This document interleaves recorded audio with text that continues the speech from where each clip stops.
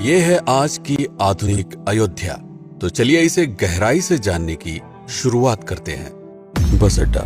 राम मंदिर से 7 किलोमीटर की दूरी पर 14 बीघा जमीन पर 219 करोड़ की लागत से लखनऊ हाईवे पर नया बस अड्डा बनकर तैयार है। Railway station. मंदिर से 1 किलोमीटर की दूरी पर 240 करोड़ रुपए में नया रेलवे स्टेशन डिजाइन किया गया है। भविष्य में अयोध्या से दिल्ली, मुंबई, चेन्नई, बेंगलोर, पुणे, कोलकाता, नागपुर, लखनऊ और जम्मू जैसे शहरों के लिए विशेष रेलगाड़ियां चलाई जाएंगी। हवाई अड्डा। 1450 करोड़ रुपए में लगभग 1300 बीघे में फैला हुआ प्रयागराज हाईवे पर नाके के पास बनाया गया है नया एयरपोर्ट। यहाँ से राम मंदिर की दूरी सिर्फ 12 किलोमीटर है। भविष्य में कई बड़े महानगरों के लिए सीधे उड़ानें उपलब्ध होंगी। घाघरा जलमार्ग। अगर आपके पास अपनी खुद की मोटर बोट है तो छपरा से घाघरा यानी सरयू नदी की सैर करते हुए लगभग 300 किलोमीटर नदी में चलकर भी अयोध्या पहुंच सकते हैं। भविष्य में इस रूट के लिए भी मोटर बोट चलाए जाने का प्रस्ताव है। राम मंदिर।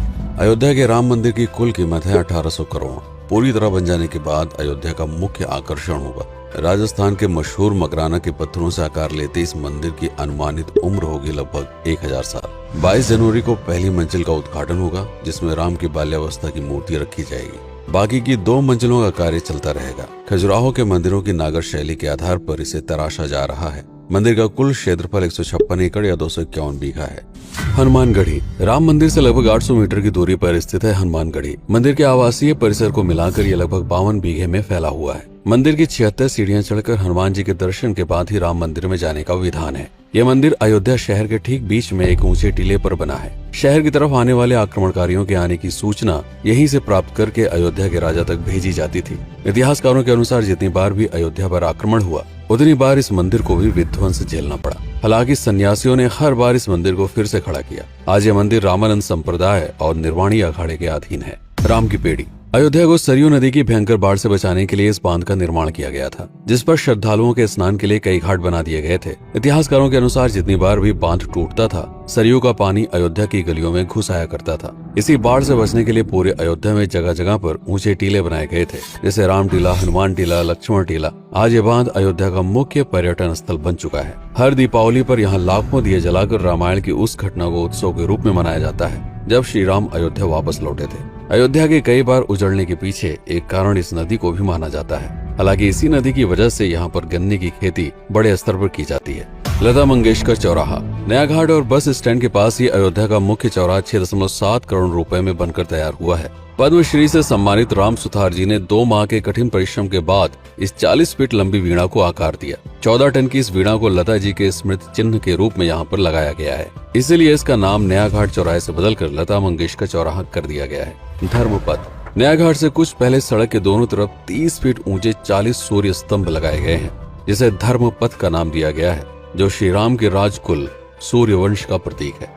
दशरथ समाधि स्थल। नए बस अड्डे के बगल से एक पतली रोड कछार से आगे बढ़ते हुए लगभग 12 किलोमीटर दूर ले आती है दशरथ समाधि स्थल, जो बिलहर घाट पर मौजूद है, जिसके बारे में मान्यता है कि यहाँ पर राजा दशरथ का दाह संस्कार हुआ था। राम मंदिर के साथ ही इस जगह को भी पर्यटन स्थल के रूप में विकसित किए जाने की योजना पर कार्य चल रहा है। भरत कुंड। अयोध्या से 15 किलोमीटर दूर है नंदीग्राम। यहाँ मौजूद तालाब को भरत कुंड कहते हैं। मान्यता है कि इसी जगह से भरत ने पूरे अयोध्या का राज कार्य संचालित किया था। पर्यटकों के लिए इस स्थान को भी विकसित किया जाएगा। गुप्तार घाट। राम की बेड़ी से सरयू नदी के किनारे चलते हुए 10 किलोमीटर दूर स्थित है गुप्तार घाट। ये कैंट एरिया में पड़ता है। इस जगह को श्री राम के जल समाधि के रूप में महत्व दिया जाता है। इसके अलावा अयोध्या नगर में हर गली में कई विशेष मंदिर हैं, जिनकी अपनी मान्यताएं हैं, कथाएं हैं, विशेषताएं हैं। पूरी तरह से विकसित हो जाने के बाद नई अयोध्या को पूरी तरह से जानने के लिए, इसका आनंद लेने के लिए कम से कम 3 दिनों तक यहाँ रुकने की आवश्यकता है। देश विदेश से ज्यादातर पर्यटक भारत आते हैं उत्तर प्रदेश में आगरे का ताजमहल देखने और प्राचीन नगर काशी और सारनाथ घूमने। प्रश्न ये है कि अयोध्या घूमने और श्री राम का मंदिर देखने के लिए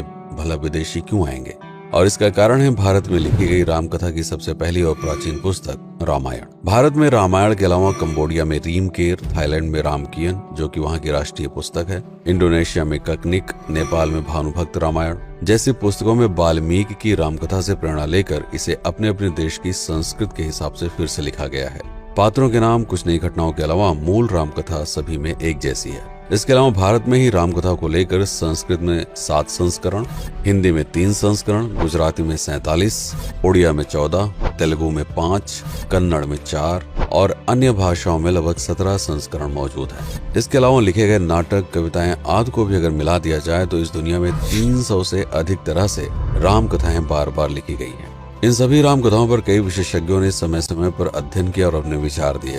father Camille Bulcke, Hermann Jacobi, Wendy Doniger, Edward अल खरर, Alf Hiltebeitel, Paula Richman, Aubrey Menon, Ramesh Menon, Radha Vishwanath, Shantanu Gupta, Meenakshi Jain, Lala Sitaram, Swami Gyanananda Saraswati जैसे कई लोगों ने समय समय पर राम कथा को लेकर गहन शोध किया और इसमें छिपे हुए मूल कथा के साथ ही इसके इतिहास को समझने का प्रयास भी किया।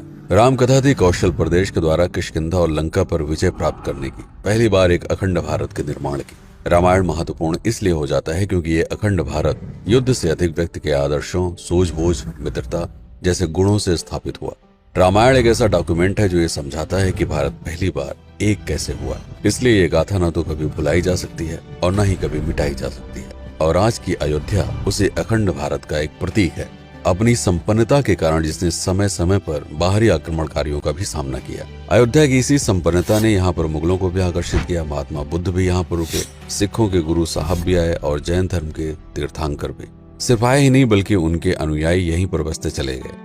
अयोध्या कितनी बार बसी, कितनी बार उजड़ी, इसके बारे में बहुत अधिक प्रमाण उपलब्ध नहीं है। सूर्यवंश के पतन के साथ ही अयोध्या का भी पतन होता रहा। बीच में कई सौ सालों तक अयोध्या मानो विलुप्त सी हो गई। इसका कारण क्या था, इसका कोई प्रमाण नहीं है। अयोध्या को फिर से खोजकर उसे स्थापित करने में बार बार राजा विक्रमादित्य का नाम आता है, लेकिन विक्रमादित्य एक उपाधि है जिसे कई राजाओं को दिया गया था। तो ये कहना मुश्किल है कि किस कालखंड के कौन से राजा ने यह कार्य किया। कुछ विशेषज्ञों का मत है कि यह काम उज्जैन के राजा विक्रमादित्य ने किया होगा। नंदवंश, मौर्य वंश, शुंग वंश, गुप्त वंश आदि के साम्राज्य में भी अयोध्या का वर्णन प्राप्त होता है। सबसे बड़ा विध्वंस हुआ 1527 के आसपास बाबर के कार्यकाल में, जब राम मंदिर को ध्वस्त कर बाबरी मस्जिद स्थापित की गई। सन 1722 में बंगाल के नवाब अलीवर्दी खान ने व्यापार के नजरिए से राम मंदिर से कुछ किलोमीटर की दूरी पर एक नया शहर बसाने की शुरुआत की। 1730 में अवध के पहले नवाब सादत अली खान ने इसका नामकरण किया फैजाबाद। इन्हीं के उत्तराधिकारी सुजाउद्दौला ने इसे अवध की राजधानी बनाई। 1775 में अवध के चौथे नवाब असफुद्दौला ने फैजाबाद की जगह लखनऊ को अवध की राजधानी घोषित की। रावण अहंकार का प्रतीक और श्री राम विनम्रता के सूचक। सत्ता में आने के बाद हर व्यक्ति को यह बात हमेशा ध्यान में रखनी चाहिए, सिर्फ रंग रोगन और पत्थर लगवाने से राम राज्य नहीं आएगा, बल्कि जिस दिन स्कूल, अस्पताल और सरकारी संस्थानों से भ्रष्टाचार खत्म होगा, लोगों का मुफ्त इलाज और अपनी भाषा में उच्च शिक्षा उपलब्ध होगी, उस दिन भारत उस पायदान पर खड़ा होगा जहां कभी हम हुआ करते थे। रामायण अहंकार पर विनम्रता की विजय है। अयोध्या को अगर पर्यटन स्थल का केंद्र बनाना है